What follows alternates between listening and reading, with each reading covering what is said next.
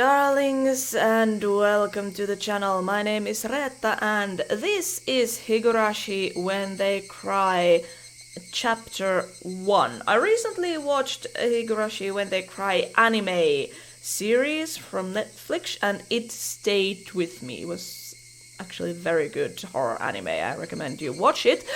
But yeah, I found out that it was actually based on this very game series. So I wanted to also play this through and see how the story works in a game format or in a like visual novel or sound novel as this claims to be. So if you don't want to be spoiled or if you don't want the anime to be spoiled, don't watch this playthrough any further. But if you don't care about spoilers and maybe want to see what the anime is about, then keep on watching. Let's start. Onikakushi. Opening. Welcome to the world of Higurashi When They Cry. Onikakushi arc will be the opening inviting you into this world. Don't play tough, please. Just enjoy life in Hinamizawa to the fullest. The difficulty is extremely high, but I hope you will enjoy the reward. Okay. Oh god. There are apparently in this one there are a lot of sound effects. Please do not lament. I will forgive you even if the world will not forgive you. Please do not lament. I will forgive you even if you will not forgive the world. So please tell me, what will it take for you to forgive me? I don't know. How do I... Okay. Whoosh. This is a work of fiction. Any resemblance to actual persons or organization is entirely intentional. 1983, early summer 50s of Higurashi era. Flops. If I was going to be ripped apart anyways, having my body ripped apart would have been far better. I trusted her. No, I still trust her. Even in this very moment, I trust her. Oh my god, somebody's... But I'm starting to realize I only wanted to trust her because I refused to accept the truth. It was as if I was trying to convince myself in such silly sobbing voice, and those tears making a mess. That mechanical repetitious sound finally stilled and everything fell silent. Only the cry of the cicadas remained annoyingly loud, and yet I felt as if I could still hear her voice. But that's not possible. She is no longer speaking. The only one crying is me. She never cried. Even when she repeated those words over and over, she never expressed any emotion because there were none to show. If she had no tears to shed for me, then I shouldn't need to shed any for her. Then why this pain, my eyes getting moist? Why was this happening? I still wanted to believe I hadn't been split apart. That's enough, right?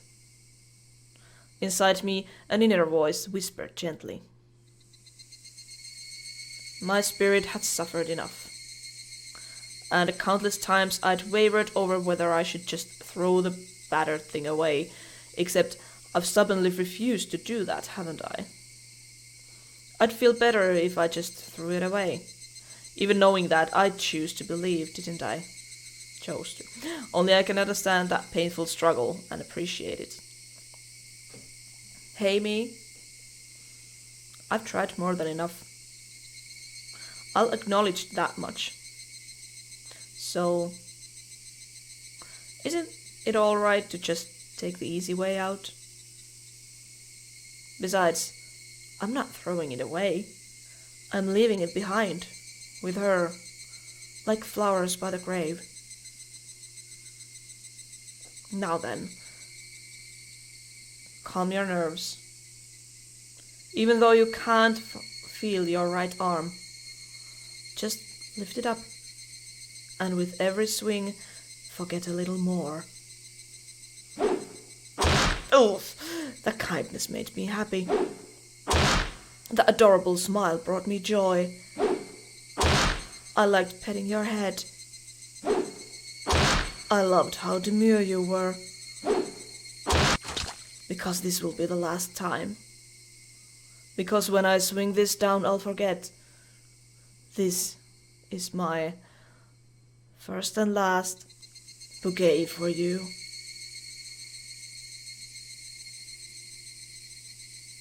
This is interesting style. Perhaps I really did love you.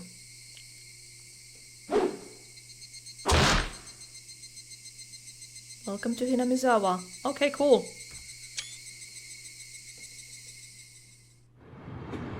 Somebody has been apologizing for a while now. Okay. Quick save, quick load, menu, log, skip, auto. Okay. I'ma save real quick. There we go. I wonder what she's apologizing for.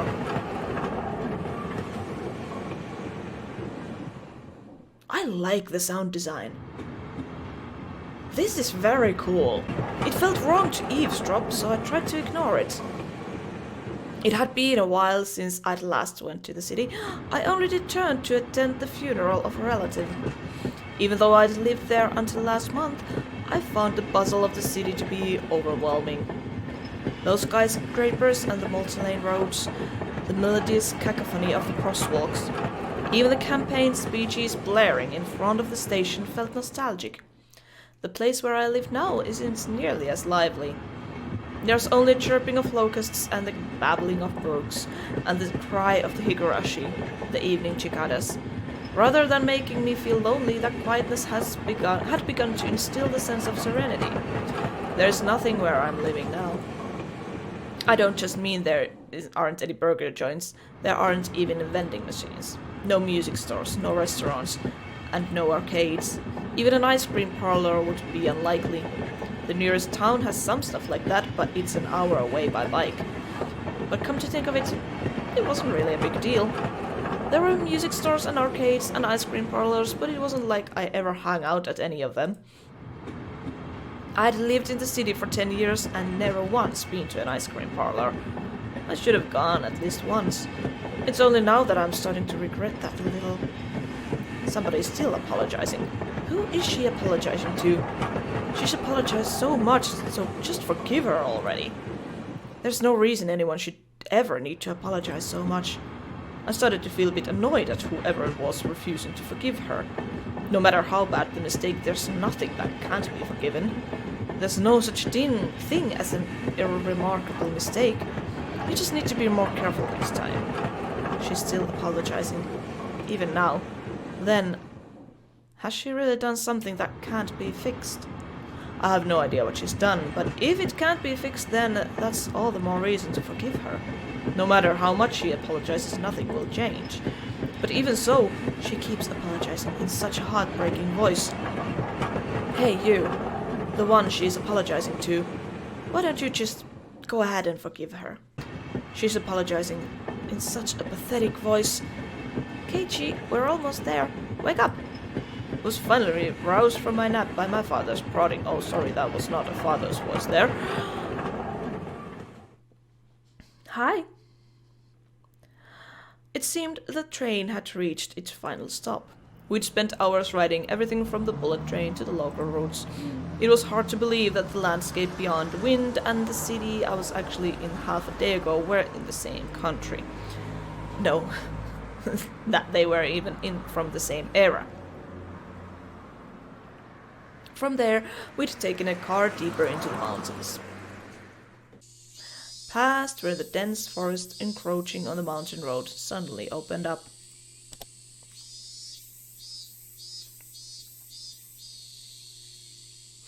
There, where I live now, Hinamizawa.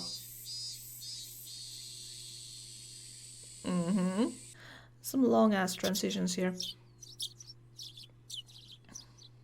Even though we were approaching summer, the morning air still had a frigid bite.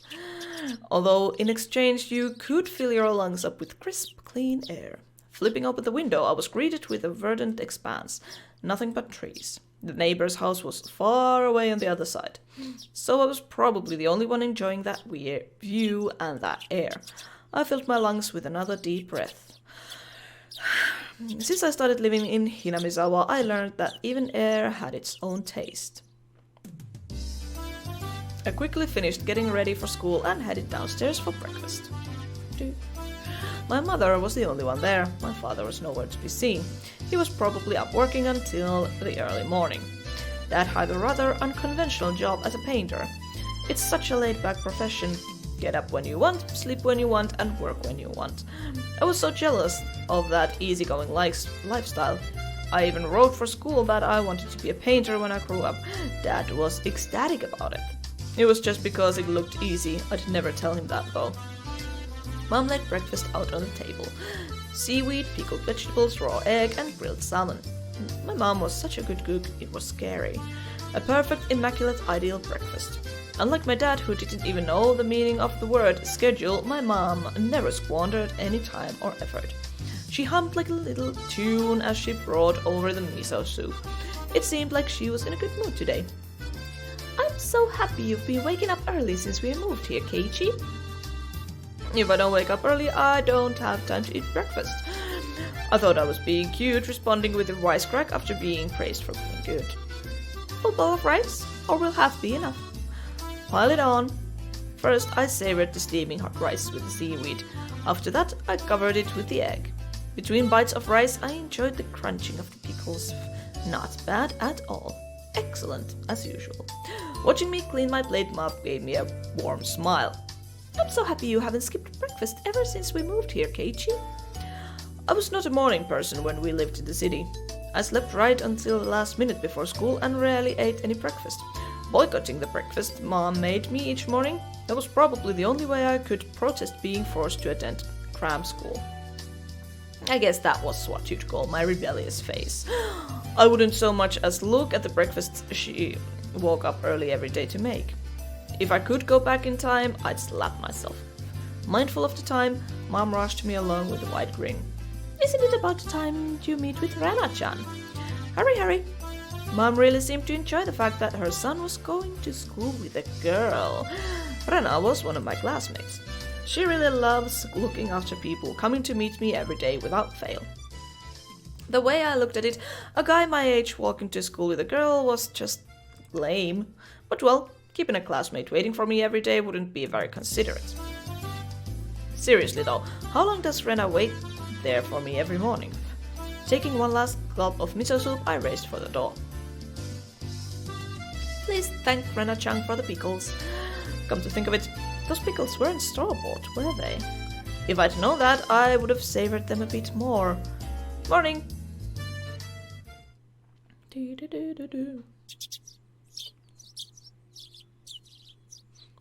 Keiichi-kun! Good morning! Her cheerful greeting was fresh as the morning itself. You're always so early. You should try sleeping in sometimes. Wait. Which one is talking? I'm guessing this is Rena, sorry. You're always early. You should try sleeping in sometimes. If I sleep in, I'll keep you waiting. Nope, it was the other way around, sorry. She's so conscious and such a good person. If that ever happens, I'll just leave you behind. Keiichi-kun, you're so cold. I'll wait for you all the time. I'll leave you in the dust, without looking back. Why are you so mean? Why? Rena had a slightly troubled look on her face. Toying with her was rather fun because of how quickly her mood changed. I'm kidding. I'd wait for you. With those words, Rena seemed to relax. Her face flushed bright red. Ah, thank you. I'd wait forever until you came, Rena, no matter how long. Forever? Rena turned bright red, steam rising from her head as her brain short-circuited. She's especially weak up to this sort of talk. It's quite rare to find someone this fun to tease. Have you ever read a romance novel, Rena? Huh? I haven't. Never read any before. From that response, I gathered she was interested in them but was too embarrassed to actually buy one. I couldn't imagine what would happen if she did read one. She'd probably turn red and pass out. Oh yeah, a message from Mom. She says thanks for the pickles. It was nothing. You're welcome. How were they? Not too salty. They weren't that salty. Actually, they had a pretty light flavor to them. It would have been fine to just be honest and say they were good, but apparently I couldn't be that forthright. I'd like to ask something before that. Were you the one who pickled them, Brenna? Or was it your mom? Huh? Why do you ask? Were they too salty? Her attitude completely changed as she began to panic frantically. Was it you, Rena, or was it your mom? Why are you asking who made them? Why? Depending on who made them, my opinion of them might change drastically. She counted frantically on her fingers, trying to remember the amount of salt she'd used to pickle them. It wasn't that like I was trying to tease her, but I couldn't stop myself. Guys who take pleasure in this kind of thing are probably the worst. Guys like me. Brenna nervously opened and closed her mouth over and over, trying to muster a response. It was me. Delicious. Huh? Pretty good, just like the last ones. They went perfectly with the rice. Her face went bright red again. She was completely spacing out. It really was a lot of fun to tease her. I pray that Rena never gets taken advantage of by some lowlife. Keep at it, Rena. I'll train you until you handle it like the average person. Or so I decided for myself. Let's go. If we keep Mion waiting, we'll never hear the end of it. Seeing as she'd just keep spacing out otherwise, I called Rena back to reality so we could make our way to school. This strange, easily flustered girl is Rena Ryugo. I've only known her for about a month, but I've come to realize it's not just her name that's strange.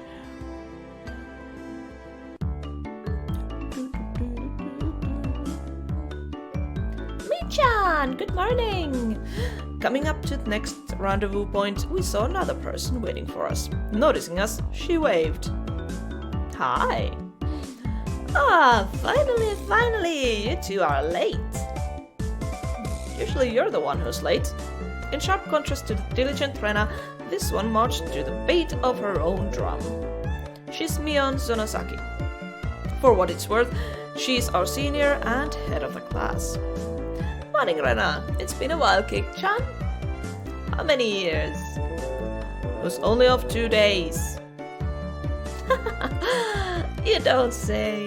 You were so much cuter back then. Mion's gaze started at my chest, then dropped straight down, focusing on the point between my legs. So she was saying it was my crotch that was cuter back then. Before you ask, just to be clear, I've never actually tried to show it to her. I've grown quite splendidly. You'd be surprised.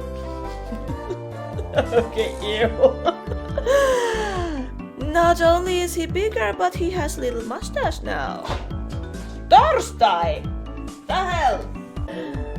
Being so engorged with energy every morning is quite a problem, though. I'll introduce you next time, so be sure to greet him properly. Don't say next time. Right now is just fine. How about letting the little guy get a breath of fresh morning air? I don't think I've ever heard talk so dirty you could smell it falling up the morning air before. Mion sure does act like an old man sometimes. Gotcha! Time for the big reveal. Hope you don't regret it. As my hand reached for my fly, Rena began to ramble in near panic. Hey, what are you talking about? What are you talking about? What are you talking about? Red-faced and flustered, Rena tried to play dumb, but it was obvious she knew exactly what we were talking about. Yeah. How was it? Seeing the city again? Mion switched gears, dropping the dirty talk and changing the topic to something more befitting of a pleasant morning. I only went to the funeral, didn't have much time. So yeah, did you look for it? The thing I asked for? You're not listening. At all. I just came back from the funeral. I didn't have time to look around in toy stores. Toy stores and hobby shops are completely different, you know. It's like really difficult to get Western stuff around here after all. Is this about games again, Mei-chan? Mia nodded proudly as Rena giggled. Yep, I wanted Kei-chan to bring me back a Westport catalog, you see. Westport was short for Western imported games. Using that abbreviation did make it sound pretty geeky. You can't just get them to send you one in the mail, can't you? Well, I guess I have to now. I'm going to get another game full of hot action. This time, I'd like a game that's easy to understand.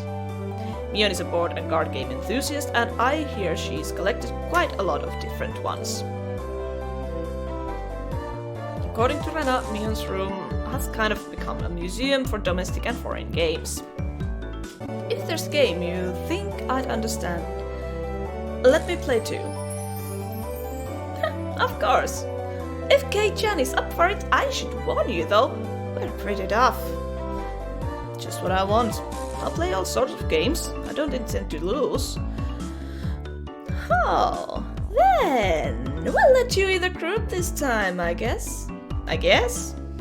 Bristling with joy from head to toe, Rena looked back and forth between me and Mion.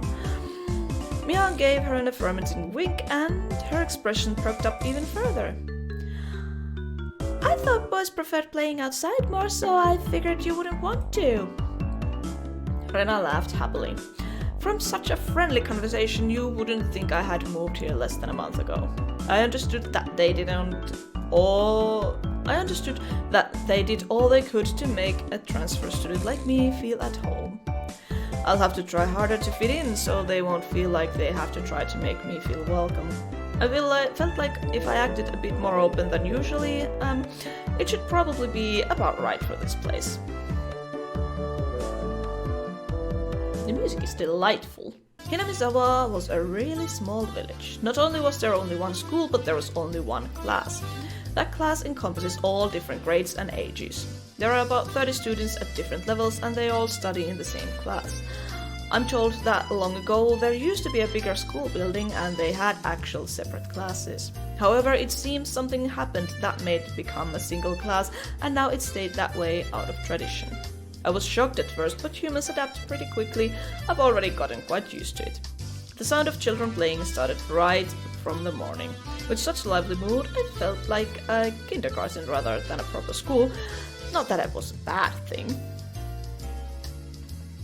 Mion, who had been walking in front of us up until then, suddenly let me take the lead. Right in front of the classroom door. So I was meant to slide the door open and enter the room first. Too bad. I wasn't going to fall for that again.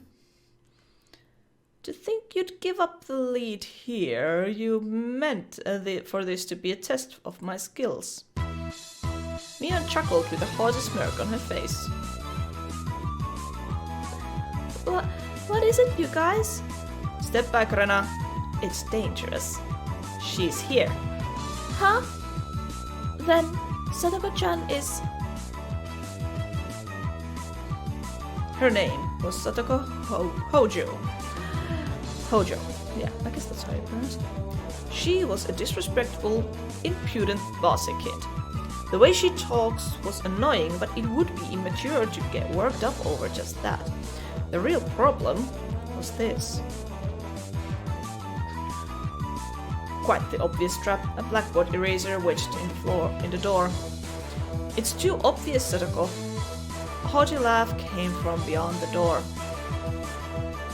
Excellent, Kei-chan. I guess that means you win this round. No, this is Satoko we're talking about. I doubt this is it. After falling for such intricate traps since the day I transferred, I no longer let my guard down. Satoko liked to combine a variety of traps. Traps that were simply there to bait you into the main one, traps that relentlessly kept coming at you like a sadistic Rube Goldberg machine, the list goes on. As well as being clever, they almost never misfire.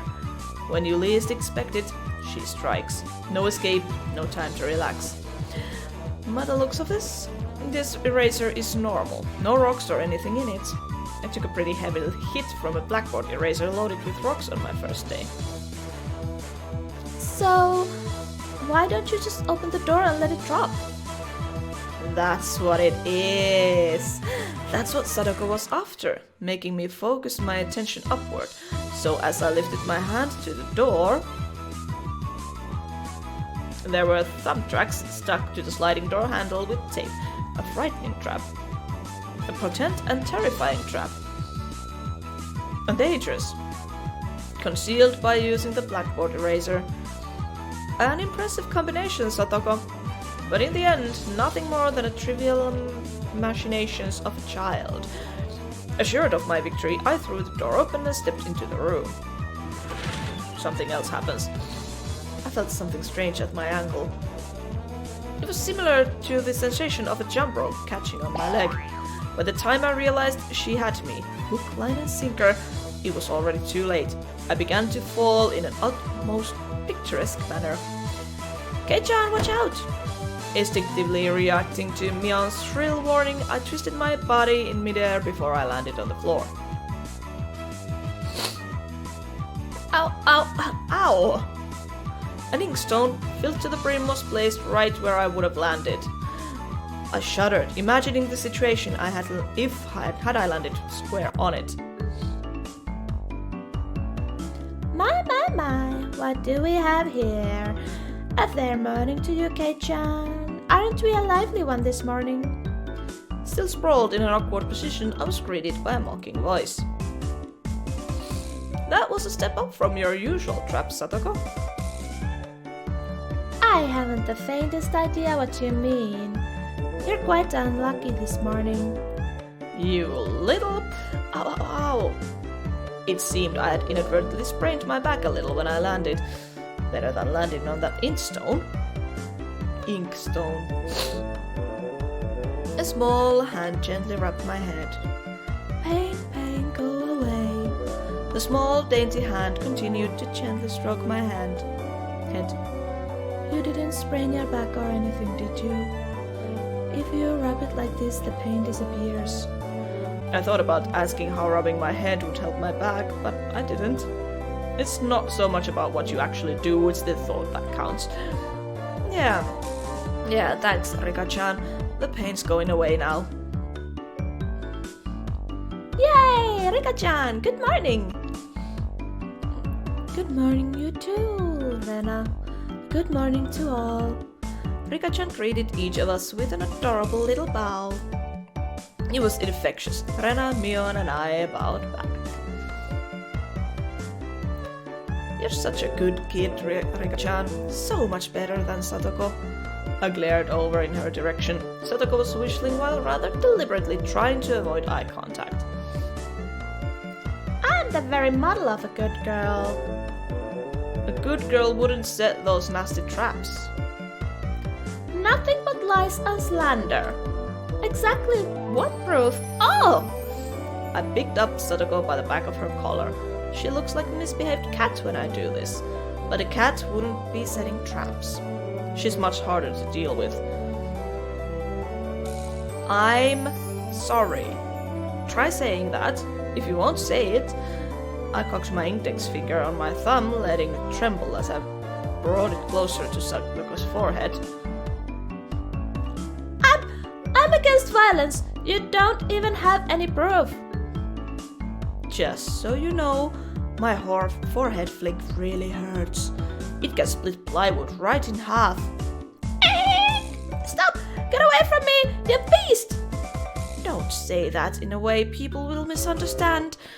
A small hand tugged to the back of my shirt.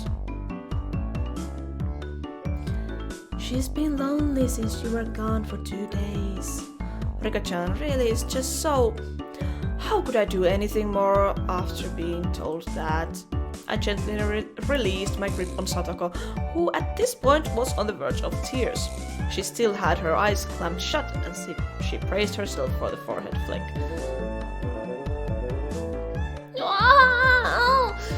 It doesn't bother me. You mustn't cry, Satoko. keep on fighting, yeah? Rika gently patted the head of her prankster friend. You would never guess those two are the same age. I think Sadako could learn a thing or a million from Rika-chan. Next time, set an even more amazing trap. Wait a minute. As she observed the scene, Rena's expression grew ecstatic as she began to swoon. Sadako-chan is crying! So cute! You can't take them home. Oh, but they're so cute! You can't, no matter how cute they are. But just for a little bit, is it fine? It's fine. It's fine.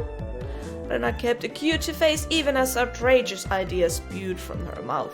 According to Mion, Rena is ridiculously weak to cute things and always tries to take them home, object or person.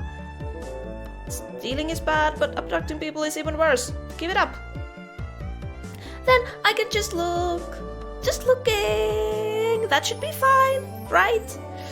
Rena swooned over Sadako's crying form. If a girl ever goes missing in Hinamizawa, I'll be forced to turn Rena into the authorities. Forgive me, Rena. I'll be sure to bring you care packages when they put you away. The teacher's coming. Quickly, clean everything up. Satoko, that inkstone is yours, right? Just from Mion's single statement, the entire mood of the room shifted back to normal. The inkstone was bad, but the thumbtacks stuck to the door handle were even a bigger problem. I pulled the tape off carefully, making sure not to skewer myself. Even though Satoko was the one who set it up, everyone had to pick up after her. By the time teacher entered the room, the bedlam from before had been neatly tidied up.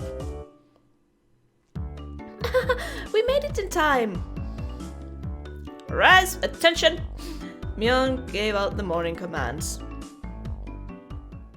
It's difficult being the teacher for all these different grades in one classroom. She had to teach something different to each one, but naturally she ended up spending all her time with the younger kids. Rena and Mion, being in the highest grade in the class, end up mostly doing self-study. They even end up helping teach the younger kids, so it seems like they can never get to their own studies. They're actually way behind where my studies have progressed to. As a result, I'm pretty much taking over for the teacher and helping Rena and Mion with their studies. You're a pretty good teacher, Keiichi-kun. Easy to understand. Rena took a breather after finishing highlighting an important section. Teaching is making me lose confidence. It makes me aware of how shallow my understanding of the subject is. They say that to teach someone something, you need to understand it backwards and forwards. So while you're teaching us, you're getting in your own practice. In contrast, this person over here is quite laissez-faire about things. For one, isn't she supposed to be in a higher grade than me? Look, Mion, this is for your own good. If you don't take this seriously, there will be trouble later on. With these marks, it's not like I'm aiming to go on a prestigious school. Prestigious? I'll be fine as long as I pick up what I need to know for the entrance exams a little at a time. Her staunch defiance was really something else. This was a different type of relaxed than somebody who already knew what was going to be on the entrance exams. Mi-chan, Keiichi-kun is doing his best to teach us. We need to try hard too. You're such a good and honest kid, Rena. I'll make sure you guys get accepted into good school. Thanks so much. Especially you, Rena. Private lessons, just for the two of us. Private lessons? A puff of smoke shaped like a halo popped out of Rena's head. Exactly what kind of private lesson is she fantasizing about that's making her turn so red? I'd like to hear the play-by-play about that next time.